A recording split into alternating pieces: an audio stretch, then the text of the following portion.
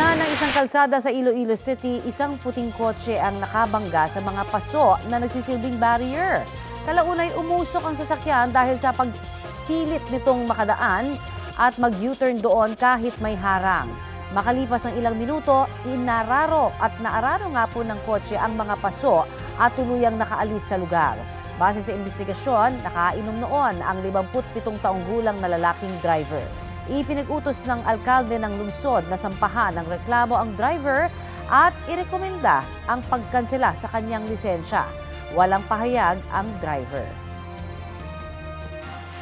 Marami pa rin ang humahabol sa pamimili ng pang-medianoche sa Divisoria sa Maynila. At may ulat on the spot si Darlene Kai. Darlene!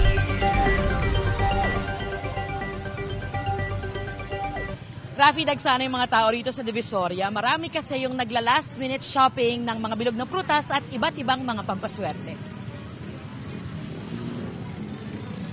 Sa nalalabing oras ng 2024, siksikan at kitkita na ang mga mamimili rito sa kalye ng Carmen Plana sa Divisoria. Tabi-tabi kasi rito ang mga nagtitinda ng mga bilog na prutas na pinaniniwala ang pampaswerte sa pagsalubong sa bagong taon. Bagsakan ng prutas ng Divisoria kaya dinarayo ng marami tulad ni Emmy na galing pang Plaridel, Bulacan. Kailangan daw makumpleto ang 12 klase ng bilog na prutas sa kanilang kapagkainan tuwing sasalubong sa bagong taon. Pero kanya-kanya ng paniniwala ang bawat pamilya. Sina April, 13 klase naman ng bilog na prutas ang inihahanda. Para sa mag-asawang sina Elizabeth naman at Romel, 5 klase lang ng bilog na prutas, sapat na. Inaasahan na raw nilang daragsa ang mga tao rito kaya nagdala sila ng walkie-talkie para sa mas madaling komunikasyon. Narito ang bahagi ng ating mga panayam sa kanila. Lagi po kasi ito ang pinapakain sa amin ng aking nanay every 12 midnight. Alin? Ang ubas po, sinusubo para sa aming good health. Pampaswerte daw po. Iyon po yung nakasanayan ng pamilya namin. Meron po kasi ako may napanood na, hindi ko alam kung sino yung ano na yon. 5 lang po pwede na eh. Hindi naman kailangan 12. Basta yung may lucky color lang po kasi eh. Yung lucky color lang yung sinusunod. Pero ayon sa mga nagtitinda, kahit dagsa pa rin ang mga tao, mas kakaunti raw ang mga mamimili ngayon kumpara noong nakaraang salubong sa 2024. Halos doble din daw ang presyo ng ibang klase ng prutas, kaya hirap daw sila sa supply dahil sa mga nagdaang bagyo. Kaya ang diskarte ng ilang mga mamimili, paisa-isang piraso na lang ang binibili basta makumpleto ang ihahain sa pagkainan. Bukod sa mga bilog na prutas, meron din ditong iba't ibang klase ng pampaswerte na 25 hanggang 35 pesos ang isa. May iba't ibang klase rin ng turotot na 20 hanggang 80 pesos ang isa. Rafi, para sa mga kapuso natin na hahabol sa pamimili, marami pang iba't ibang klase ng prutas na mabibili dito sa Divisoria. Yun nga lang, mabigat na yung daloy ng trapiko sa palibot nitong Divisoria, kaya wag na po kayong magdala ng sasakyan. Sabi ng mga nagtitinda dito, hanggang 3 p.m. pwede pang humabol at meron pa rin mga vendor ng prutas dito. Yan ang latest mula rito sa Divisoria, Maynila. Happy New Year, Rafi. Maraming salamat at Happy New Year, Darlene Kai. Ito ang GMA Regional TV News. Balita naman sa Visayas at Mindanao mula sa GMA Regional TV. May natagpo ang pugot na bangkay sa gilid ng kalsada sa Cauayan Negros Occidental. Sara, natukoy na ba yung suspect? Rafi, nahuli na ang suspect na dati ng kaalitan ng biktima. Yan at iba pang mainit na balita hatid ni Eileen Pedreso ng GMA Regional TV. Pugot ang bangkay ng lalaking natagpuan sa gilid ng kalsada sa Cauayan Negros Occidental. Ayon sa pulisya, bumili sa tinda ng biktima nang biglang dumating ang suspect na may dalang itak. Sinubukang tumakbo ng biktima pero naabutan siya at saka pinagtataga. Napag-alamang dati nang may alitan ng dalawa. Nakakulong na ang suspect at naharap sa reklamong murder. Wala siyang pahayag. Sa Bugo, Cebu, namatay sa sunog ang isang babaeng 1 taong gulang. Natutulog daw ang bata nang sumiklab ang sunog at bigo siyang mailigtas ng kasama niyang kamag-anak. Nagtatrabaho bilang delivery rider ang ama ng bata ng mga oras na iyon. Nagtatrabaho naman sa Maynila ang ina niya. Inaalam pa ang pinagmula ng apoy. Sa General Santos City, Mga saksak sa ulo, tenga, leeg at likod ang ikinamatay ng isang lalaki. Ang sospek, kasamahan niya sa trabaho. Agad siyang naaresto at naabutan pang hawak ang itak na ginamit sa krimen. Aminado ang sospek at sinabing nagawa niya ang krimen dahil nagbanta raw ang biktima na papatayin siya sa kanyang pagtulog. Tigbas ko lang. Basta, tigbas ko lang. Tigda mi. Katalikod ko siya, katalikod. Hinang ko niya nga, wala kayo klaro. Patay ka ugma. Wala lang. Nag-ingon ko, ilom. Ito na, kalitan ako. Wala na ko nagawa. Kay kita na ko, patayin naman. Posibleng maharap sa reklamong murder ang suspect. Hustisya naman ang panawagan ng pamilya ng biktima. Aileen Pedreso ng GMA Regional TV, nagbabalita para sa GMA Integrated News. Nakabantay ang Department of Health sa pagtaas ng bilang ng ilang sakit sa gitna po ng holiday season. Tumaas ang bilang ng mga nagka-stroke mula 12 kaso noong isang linggo ay nasa 100 at 3 na po ito. 2 naman ang nasawi. Dumami rin po ang mga kaso ng acute coronary syndrome na nasa 62 na. Isa ang naitalang nasawi. Umakyat din po ang mga kaso ng bronchial asthma na nasa 63 na. Paalala po ng DOH, iwasan ang labis na pagkain, paninigarilyo, pag-inom ng alak at stress. Magpatingin agad sa doktor kung makaranas po ng paninikip ng dibdib o hirap sa paghinga. Panatilihin din ang tamang blood pressure at maging aktibo sa pisikal na gawain. Magpatingin din po kung makaranas ng pamamanhid o panghihina sa bahagi ng katawan. Iwasan din po yung mga bagay na posibleng magdulot ng asma gaya ng alikabok at usok. Panatilihing malinis ang kapaligiran at siguraduhing laging dala ang inhaler at gamot. Silipin na po natin ang sitwasyon naman sa Boracay na dinadagsa ng mga turista para doon salubungin ang bagong taon. May ulat on the spot si John Sala ng GMA Regional TV. John?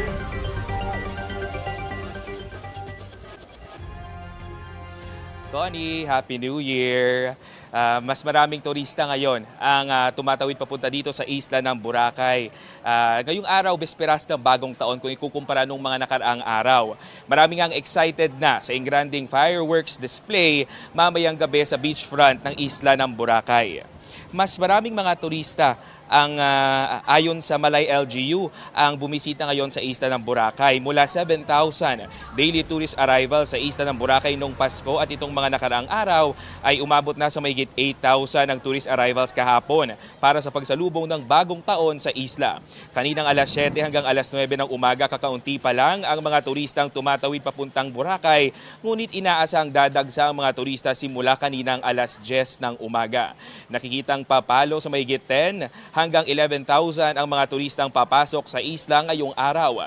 Maraming mga pamilya ang first time na mag-New Year sa Boracay, kaya susulitin umano nila ang iba't ibang activities sa isla. Meron ding mga ilang beses nang dito sa isla piniling salubungin ang bagong taon. Mas mahigpit naman ang ipinapatubad na seguridad sa isla upang matiyak ang kaligtasan ng mga turista. Pagpasok pa lang doon sa Katiklan Jetty Port sa mainland Malay, todo bantay na ang mga security personnel. Lahat mula sa bagahe ng mga turista isinasailalim sa frisking. Mahigpit ring ipinapatupad ang pag-check ng mga booking at pagsulat ng mga detalye ng mga turista sa boat manifesto. Dito naman sa Cagban Jetty Port sa Boracay Island, pagdating ng mga turista ay may mga nakaantabay at sumasalubong na sa kanila. Maliban nga sa ngiti ng mga staff ay nariyan din ang mga security personnel na nakadeploy sa mga strategic areas. Para may iba naman sa city, at least sa beach tayo, tapos may mga fireworks along the beach. May mga kanya-kanya po tayong lanes para po sa mga bisita, para po mas lalo po natin silang mas efficient po yung flow ng bisita, para hindi po sila magkagulo o kunyari po magkaano. Tapos sa security naman sir is may mga composite teams naman po tayo dito sir, na compose po ng PNP, PCG, Maritime, Philippine Army para in case po na kailangan ng assistant ng ating mga bisita. Connie, mamayang New Year's countdown ay inaasahang dadagsain ng mga turista ang beachfront area ng isla ng Boracay. Ayon naman sa Malay Tourism Office, mas pinalevel up pa daw ang fireworks display mamayang New Year's Eve party. Aasahan din ang mas doble pang seguridad sa mga nasabing lugar dahil nga sa kaliwat ka ng mga New Year's Eve party sa beachfront area ng Boracay. Connie? Advance Happy 2025 sa iyo, John Sala ng GMA Regional TV. Tinatigan ng U.S. Circuit Court of Appeals ang naunang desisyon ng jury sa New York na pagbayarin si Trump ng $5 million o mahigit 289 million pesos para sa kasong sexual abuse at defamation.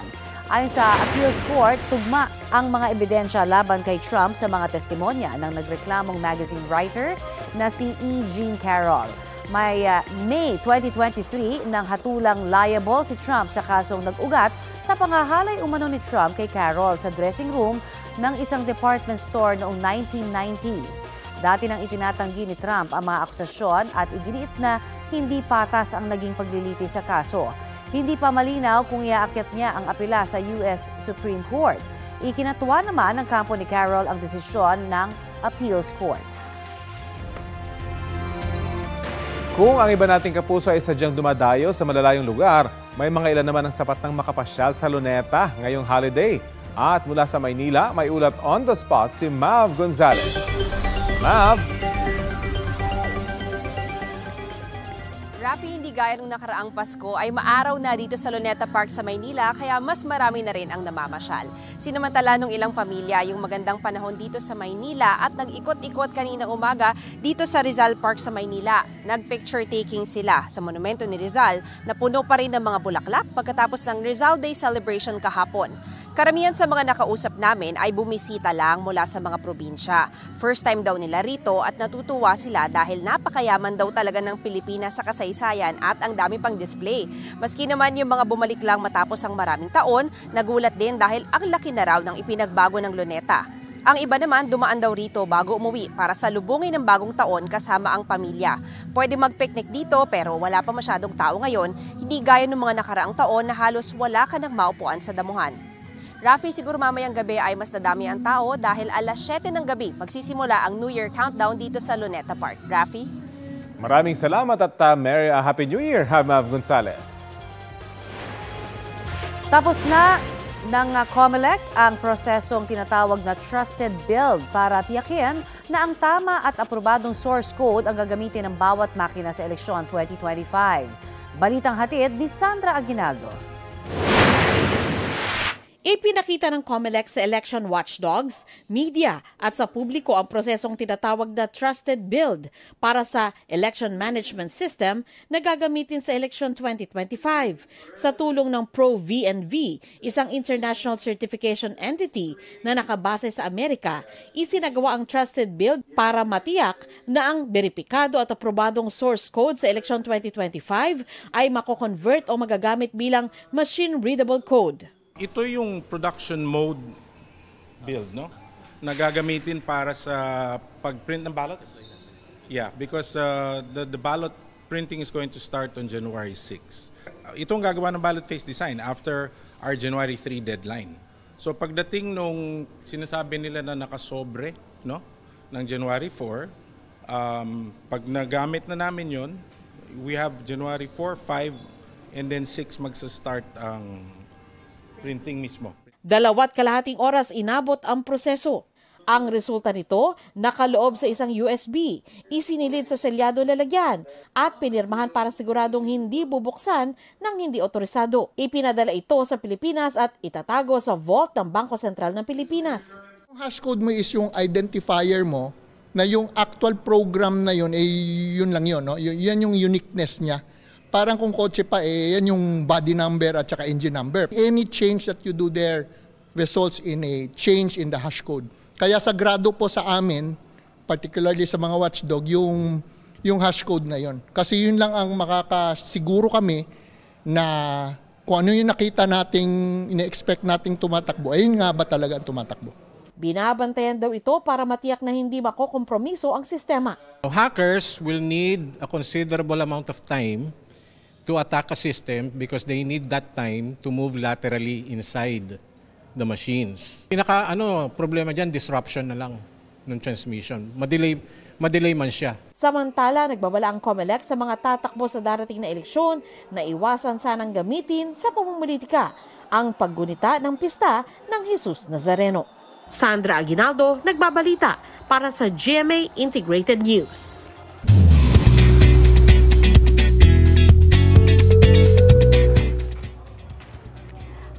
Mga mare at pare, paalala lang po para sa mga gustong manood ng live ng Kapuso Countdown to 2025 dito sa Pasay, magbubukas po ang gates ng venue ng 6 p.m. Libre ang admission mga kapuso, pero bawal pong pumasok sa venue ang mga nasa impluwensya ng alkohol o droga o mga individual na makukuhanan ng illegal na droga. Ipinagbabawal din ang mga batang mababa sa 3 feet ang height. Bawal din ang pagpasok ng gadgets tulad ng professional cameras, drones at selfie sticks, pati ng mga armas at anumang flammable o mabilis na masunog na mga bagay. Pagpapasok ng malalaking bag, upuan at anumang bagay na makakasagabal sa venue. Hindi rin pahihintulutan ang pagpasok ng mga pagkaing binili sa labas ng venue, vape at mga alagang hayop.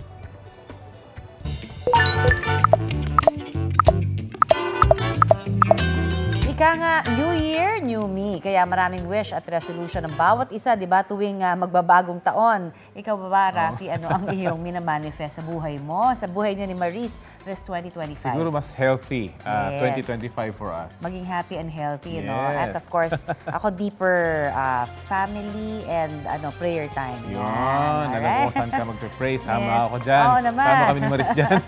At nagtanong nga din tayo sa netizens kung ano ang minamanifest nila sa susunod na taon. Yes, si Jay Olamit, bagong kotse. Wow! Kahit hindi daw brand new ha. Basta mapapakinabangan ng kanyang pamilya at pwede na rin niyang panghanap buhay. Para naman kay Glenn Alqueso o mabuting kalusugan ng kanyang pamilya, pati ang pinaplan na raw niyang negosyo. Si Patrick Toscano naman, mataas na self-esteem habang mawala namang ang kanyang mga problema para kay Je Pohas. Naku, medyo mahirap-hirap. malalim yata yung kanyang mensahe doon. Yes. Si April Rose naman, bukod sa good health, manifesting ng peace of mind, pati na rin pera. Yes, peace in the family. Correct.